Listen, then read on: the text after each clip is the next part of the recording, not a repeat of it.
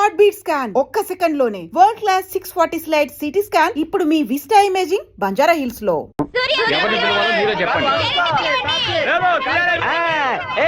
ఆపండి, నేను లోకనాయకుడు కమల్ హాసన్ చూసుకురానా? ఒక 20,000 మాత్రమే ఖర్చు అవుతుందా?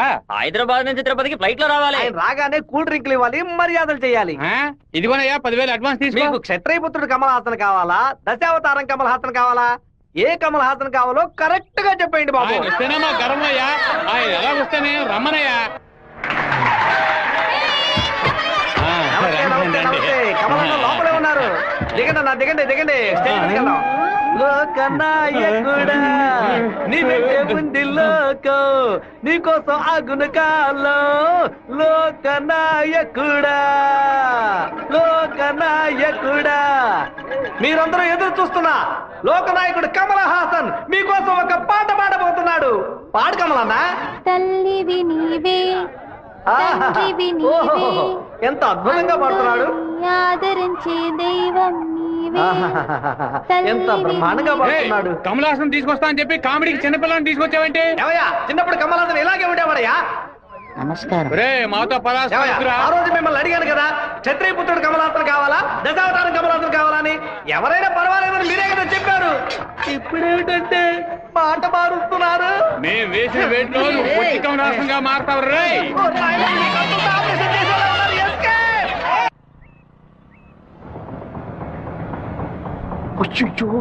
నాన్న బండి మనల్ని ఫాలో చేసుకుంటూ వస్తుంది. తిరిగి చూడకు. బాగా దొరికిపోయాం. దిగు దిగు. ఆయన దగ్గరకు వచ్చానంటే టక్కుని కాళ్ళ మీద పడు. అర్రే ఏంటి బాబు, నాన్నగారని కూడా భయపడ్డారా? ఎవరు తను? తనే ఏప్రిల్ ఫూలా? బైక్ లో తిరుగుతున్నారేంటి?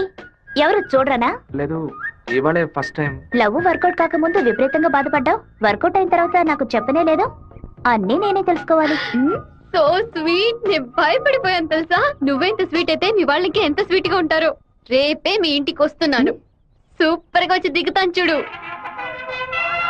ఎవరమ్మా నువ్వు? మీ అయ్యగారిని కలవాలి. ఇక్కడే ఉండు, అడిగి వస్తాను. అన్నయ్య, ఎవరు కావాలమ్మా? ఆగమ్మా ఆగమ్మా, నీ పాటికి నువ్వు అలా లోపలికి వచ్చేస్తే ఎలా? అయ్యయ్యో, ఈ అమ్మాయి ఎవరు నిరికించబోతుందో తెలియట్లేదే. జాగ్రత్త. నేను బాగుండాలని ఆశీర్వదించండి. వచ్చిన పని ఏంటో ముందు చెప్పమ్మా. నేను కడప నుంచి వస్తున్నాను. ఎవరికైనా సరే సమస్యను వస్తే మీరు తీరుస్తారని విన్నాను. ఒక్కైపోయావు. నాలాంటి అమ్మాయికి ఓ సమస్య వస్తే మీరు తీర్చుకుంటూ పోతారా? నీ సమస్య ఏంటో చెప్పమ్మా. ఏమిటని అది? బట్టల సబ్బులు ఎవరు ఈ ఉతికిస్తున్నాయో. ఏరియాలో సూపర్ సోప్ అమ్మే ఏజెంట్ గా నన్ను అపాయింట్ చేశారు. మీరు ఈ సోప్ కొంటే మీ ఊరు వాళ్ళందరూ ఈ సోప్ కొంటారు. మీరు చెప్తే ఎవరికైనా ఓట్లే వేస్తున్నారు. సోపు కొనుక్కోరా. అయ్యో పాప. సుబ్బారావు, అయ్యా, నువ్వు సోపు కొను, మన వాళ్ళందరినీ కొనమంచు. సరేనే. ఒరేయ్, 10 సోపులు తీసుకోరా. గంగా, పిలిచారండి? ఏం జరుగుతోంది ఇక్కడ? ఏముంది, ఆ ఏయ్, కుక్కలు. కుక్కకి ఎక్కనంటే పళ్ళు రాళ్ళు కొడతాం, జాగ్రత్త. ఏంటి? ఆ వచ్చిన అమ్మాయి ఎవరో తెలుసా నీకు? తెలీదు. ఏయ్ సుబ్బారావు, ఒరేయ్. అమ్మాయిని లోపలికి తీసుకురా. లక్ష్మి, నువ్వు మీ అన్నయ్య అమ్మాయిని చూసి సోగ్యం చేసుకోవడం నేను కాలద్దంలో చూశాను. ఎవరు అమ్మాయి? రామ్మా. కూర్చో. వేంపల్లిలో మీ అమ్మ నాన్న ఎవరు? మా నాన్న పేరు మధుసూదన్ రావు, అమ్మ పేరు పద్మావతి. మీ నాన్న చనిపోయారు కదా? మీకు అన్ని విషయాలు తెలుసు అనుకుంటా. నువ్వు ఇక్కడికి రావడం మీ అమ్మకి తెలుసా? తెలుసు. మీ ప్రేమను నేను ఒప్పుకోనంటే ఏం చేస్తావు? హత్య చేసేస్తా. ఓ నాయనో. ఆ, ఆత్మహత్య చేసుకుంటానని చెప్పు. గంగా, వచ్చి నీ కోడని లోపలికి తీసుకెళ్ళు. నా కొడుకు కోసం ప్రాణాలే వదిలేస్తానంది, అందుకని తనే నా కోడలు. సూపర్ గా వస్తారని చెప్పు. అమ్మా తల్లి, ఈ అమ్మాయి వచ్చిన వేళ మా ఇల్లు కళకళలాడిపోవాలి. నిండు నూరేళ్లు వద్దిల్లమ్మా. ఇవి మా అత్తగారిచ్చిన గాజులు, ఇక మెదిటివి నువ్వే వేసుకోవాలి. చేయి చూపించా. అన్నా, బెజవాడలో రైస్ మిల్ ఓనర్స్ అందరూ కలిసి ఒక సభను ఏర్పాటు చేశారట. వీరభద్రమే చీఫ్ గెస్ట్ అట. తమ్ముడు, నువ్వు కొంచెం బయటకు పో. బయటికి పోరా. ఎందుకు కొత్త వాళ్ళని లోపలికి రాణిస్తాను? లేదన్నా, వాడే లోపలికి వచ్చాడు. వాడిని ఈ ఊళ్ళో మనం ఏం చేయలేం, బయట ఊళ్ళోనే లేపేయాలి. వాడు ఎలా వెళ్తున్నాడో, దేంట్లో వెళ్తున్నాడో ఎంక్వైరీ చేయండి. కిలో బియ్యం రేటు 30 రూపాయలకు పైగా ఉన్నా బస్తా రేటు మాత్రం 200 రూపాయలు. కష్టపడి పండించేవాడు వ్యవసాయి. తను పండించిన వస్తువుకి తను ధర కాయించలేకపోతున్నాడే. ఇందుకేనండి ఈ సభ ఏర్పాటు చేశాం. మీరు ముందుండి ఓ నిర్ణయం తీసుకుంటే మంచిది. ఆ బిషప్ ఏనుగుని చంపే బావా ఈ ఆట పేరేంటి? చెస్సురా. సెక్స్. తెల్లదొరలు చదరంగానికి కూడా వెరైటీగా పేరు పెట్టారు. దాన్ని త్వరగా కోసి అయ్యో వదిలేస్తాడు చూడు. పట్టుకోరా పట్టుకో పట్టుకో. ఏయ్ ఆ కోడిని ఎవరు పట్టుకుంటారో వాళ్ళకి మంచి బహుమానం ఇస్తారు. పట్టుకోండి. అలా చూస్తారంటే పట్టుకోండి. ఏ ఫారం కొడి ఏంటి నాటుకోవడం జరుగుతున్నావా?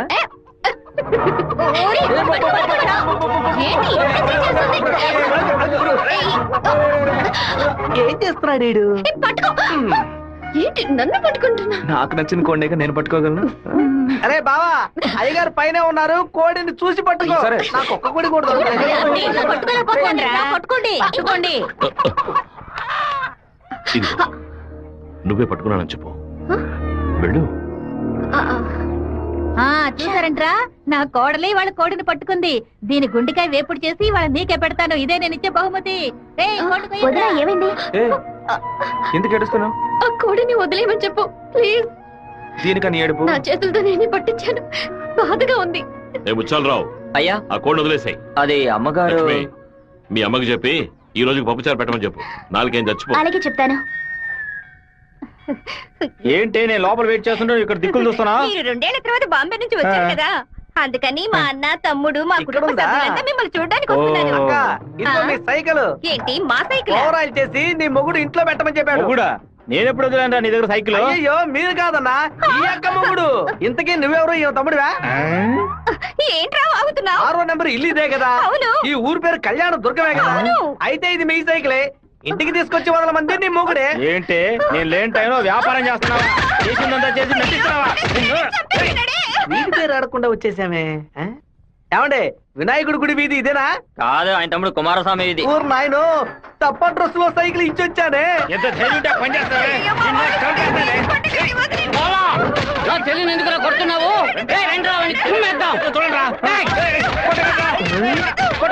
అయ్యయ్యో బంధువులు పక్కన దొరుకుతారా? మనోళ్ళందరూ కొడుతున్నారా? వస్తున్నారు, త్వరగా రండిరా, త్వరగా రండి.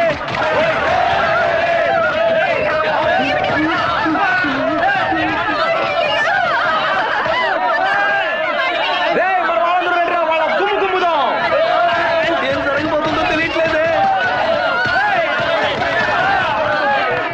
ఎంతో పెద్ద యాక్సిడెంట్ అయిపోయింది. మీ కుటుంబంలో ఏ సమస్య లేదు కదా? ఒక్క సైకిల్ తో మొత్తం ఊరిని నాశనం చేసావు కదరా దుర్మార్గుడా. ఎందుకక్క ఇట్ట పీకావు? పీకుడంటే ఇది కాదురా, నా పీకుడు 11 టన్నుల బరువుతో సమానవరా.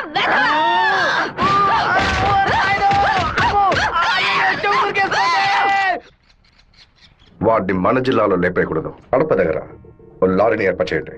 వాడు వెళ్తున్న బండిని గుద్ది ముక్కలు ముక్కలు చేయండి.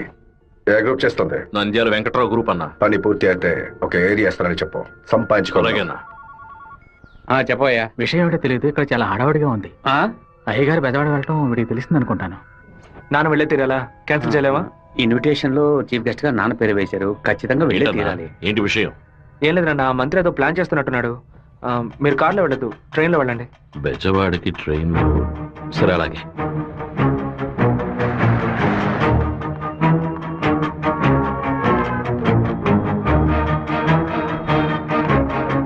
హలో, మినిస్టర్ గారు ఇలా? అవును. మీరు అనుకున్నట్టు వీరభద్రం కారులో వెళ్ళట్లేదు, ట్రైన్ లో వెళ్తున్నాడు. ఏయ్, నువ్వెవరో చెప్పావు?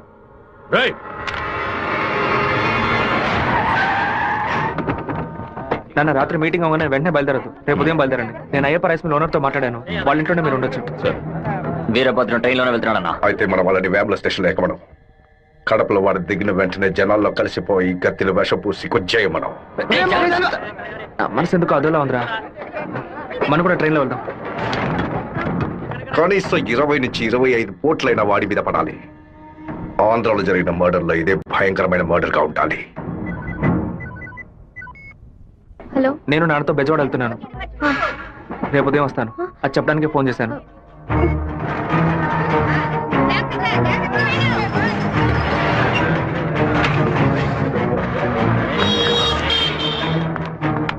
చెప్పమ్మా. వీరభద్రం ట్రైన్ లో వెళ్ళట్లేదు, కారులోనే వెళ్తున్నాడు. ఎవరు నేను నువ్వు? అబద్ధం చెప్పాను. ఎక్కడి నుంచి మాట్లాడుతున్నావు చెప్పు. హలో హలో హలో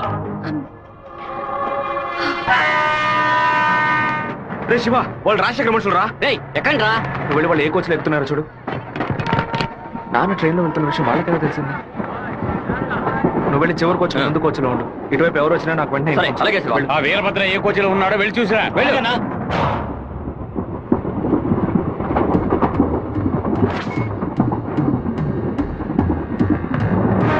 నువ్వు ఫాలో చేస్తూ వెనక.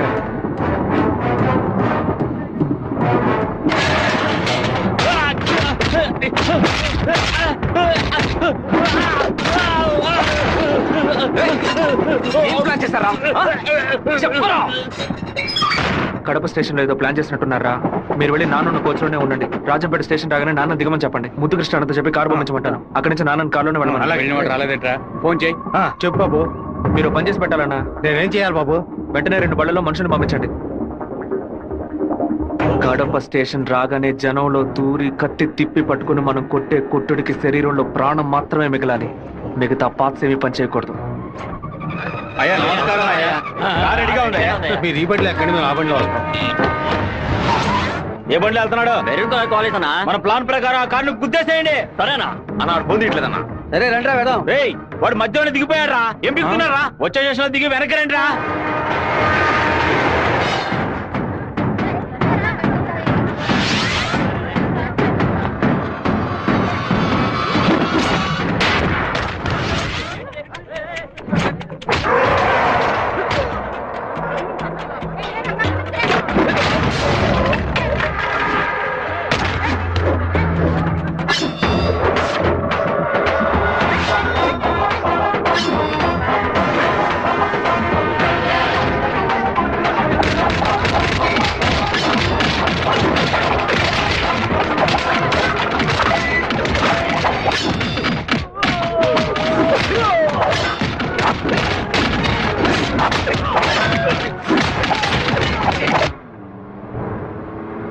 రే నువ్వు రెడీగా ఉన్నావా? నేను రెడీగా ఉన్నాను.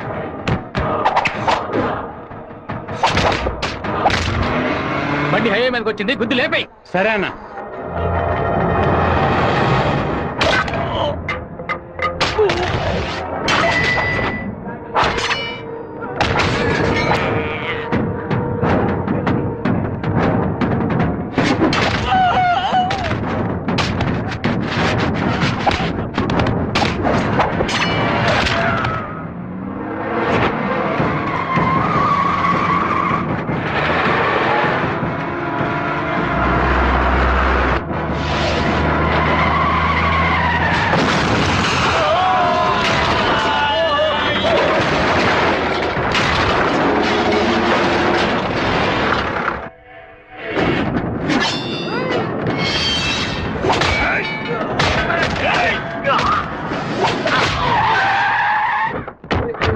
అయ్యో, ఉద్దేశం ఆకుండా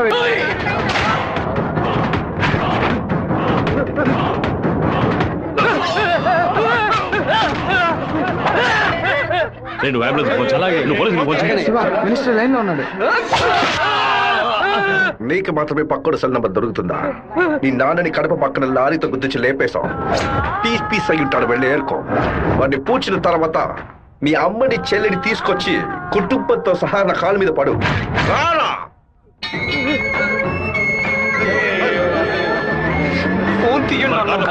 చూడండి, తీసుకురండి.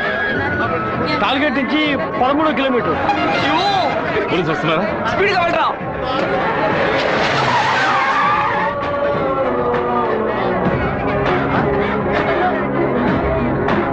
కొంచెం అటువైపు పట్టండి. నార్త్ ఇండియా నుంచి యాత్రకు వచ్చినట్టున్నారు. లారీ వాడు గుద్దేసిపోయాడు. డ్రైవర్ మందు కొట్టేసి తోలుతున్నట్టున్నాడు. ఆపకుండా పోతూనే ఉన్నాడు. తెలియ కుదలేదు నాన్న, తెలిసే కుదరు.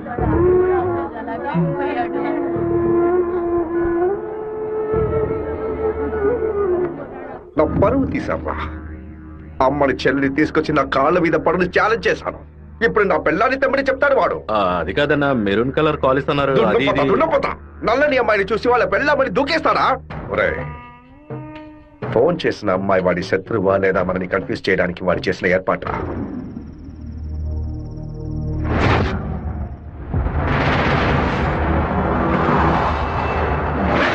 త్వరగా వాడిని క్లోజ్ చేయాలన్నా. కరెక్ట్ బాబు.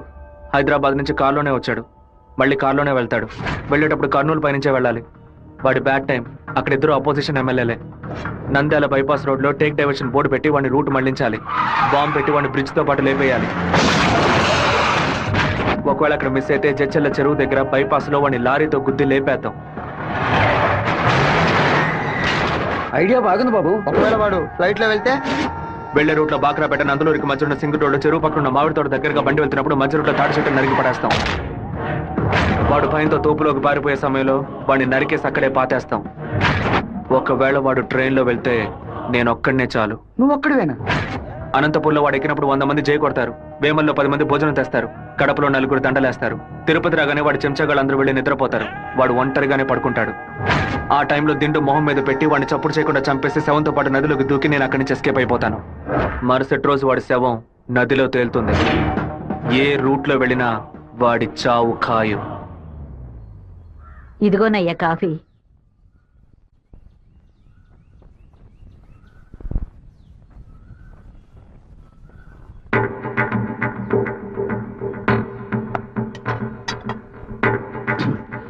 సుబ్బారావు, ఏమైందయ్యా? నేను 2 ముక్కలు తాగాను. కంగారు పడకు. రే సుందరం, బండి తీరా. అమ్మగారికి ఎవరికి చెప్పకండి. జాగ్రత్తగా ఇంట్లో వాళ్ళని ఏది తినొద్దు చెప్పు, అర్థమైందా? గుండె గబగబా కొట్టుకుంటుంది. ఈ కాఫీ డాక్టర్కి ఇచ్చి ఇందులో ఏం కలిపారో కనుక్కోమని చెప్పు.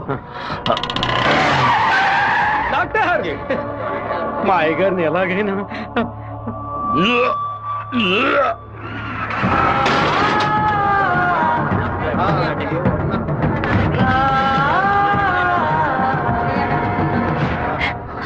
అయ్యో శివ, ఏంట్రా ఇదంతా? అయ్యో భయపడకు శివ, నాకేం కాదులే. మన ఇంట్లో జరిగిన ఈ విషయం బయట ఎవరికి తెలియకూడదు. కొత్తగా ఎవరో ఇంట్లోకి వచ్చింది? కొత్తగా ఎవరు రాలేదన్నా? అయ్యా, పొద్దున బట్టలు తీసుకోవడానికి చాకల మా అదేగాడు వచ్చాడు. తర్వాత చేపలు వచ్చాడు. చేపలు కడగడానికి ఇంట్లోకి వచ్చారు. నాకే పాపం తెలియదయ్యా. ఎవరింటికి వెళ్ళినా కుక్కడు నీళ్లు కూడా మింగే ముందు ఆలోచించే గుట్టక వేస్తారే. ఇప్పుడు ఎలా? మన ఇంట్లో నీళ్ళని తాగడానికి ఆలోచిస్తే అది తప్పు కదా గంగా. శివ, కొంచెం లోపలికి వస్తావా? మాట్లాడాలి. పొద్దున అందరి గురించి నీతో చెప్పాను. రాధికమ్మ కూడా వచ్చి వెళ్ళింది. ఆ విషయం మాత్రం నీతో చెప్పలేదు. అయ్యగారి కాఫీ కలిపేటప్పుడు తను కూడా వంటింట్లో ఉంది బాబు. ఏమంటున్నావు? అత్త ఎక్కడికి వెళ్ళారు? అత్తయ్య పెరట్లో పశువులకి కుడితి కలుపుతోంది. అవును, ఎన్నేళ్లుగా మీరు ఇంట్లో పని మంచిగా పనిచేస్తున్నారు? నేను ఇంట్లో పనిచేస్తున్నానన్న విషయం నువ్వు చెప్తేనే తల్లి నాకు గుర్తుకొచ్చింది. ఓ సరే, నేను అత్తయ్యతో మాట్లాడొస్తాను. పెరట్లోకి వెళ్తానని చెప్పిన అమ్మాయి అక్కడికి వెళ్ళలేదు, వాకిట్లోకి రాలేదు, తర్వాత కనిపించలేదు. ఎవరి గురించి ఏం మాట్లాడుతున్నావు? ఆ అమ్మాయి వదిలిన చెప్పులు కూడా వాకిట్లోనే ఉన్నాయి. కావాలంటే వెళ్ళి చూడు బాబు.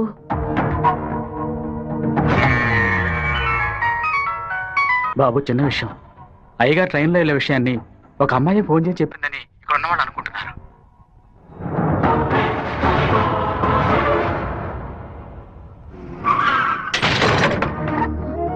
ఏంటిది? వేసుకుని వచ్చిన చెప్పుల్ని మర్చిపోయి వెళ్ళేంత తొందర ఏంటి నీకు? నువ్వు మా ఇంటి వంటింట్లోకి వచ్చింది పాప ఆ ముసలిదాని మనసుని బాధ పెట్టడానికా, లేక మా నాన్న తాగే కాఫీలో విషయం కలపడానికా? చెప్పవే. నేను చెప్తాను. మీ నాన్నని చంపడానికేరా అది మీ ఇంట్లో అడుగు పెట్టింది. దాన్ని నేనే పంపించాను. ఆవిడ చెప్పేది అబద్ధం. అబద్ధమే కదా? ఏయ్, మీ అబ్బాకి విషం పెట్టినందుకే నీకింత కోపం వస్తే మీ నాన్న నా కొడుకుని నడి రోడ్డు మీద నరికి చంపాడే.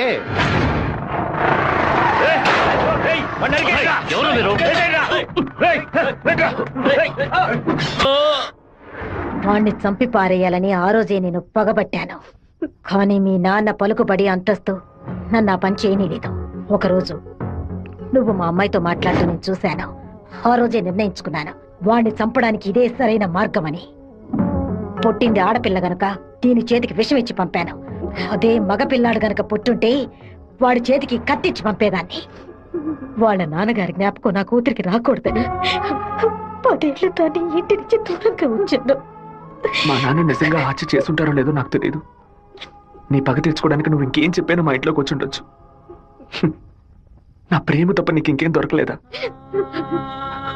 పత్తికుంటగానే పాతి పెట్టేశావు కదా.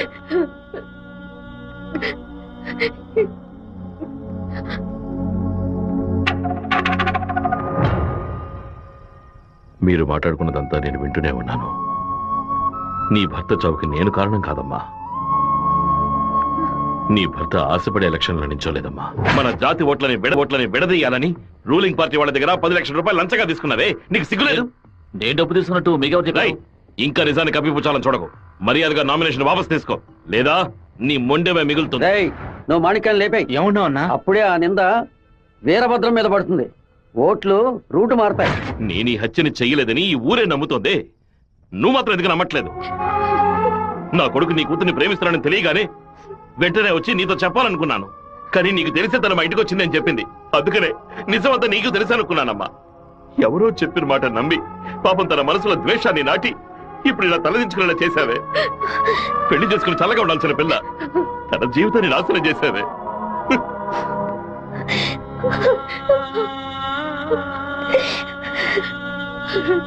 నువ్వు నాకు మాత్రమే ద్రోహం చేయలేదే, మా అమ్మ, నాన్న, చెల్లెలు అందరూ నీ మీద పెంచుకున్న ప్రేమకు ద్రోహం చేశావు. ఒళ్ళమ్ముకొని బతికి ఆడది కూడా ప్రేమించినట్టు నటించమంటే చీయని ఉమ్మేసి వెళ్ళిపోతుంది. విన్నావా? విన్నావా? ఎంత మాట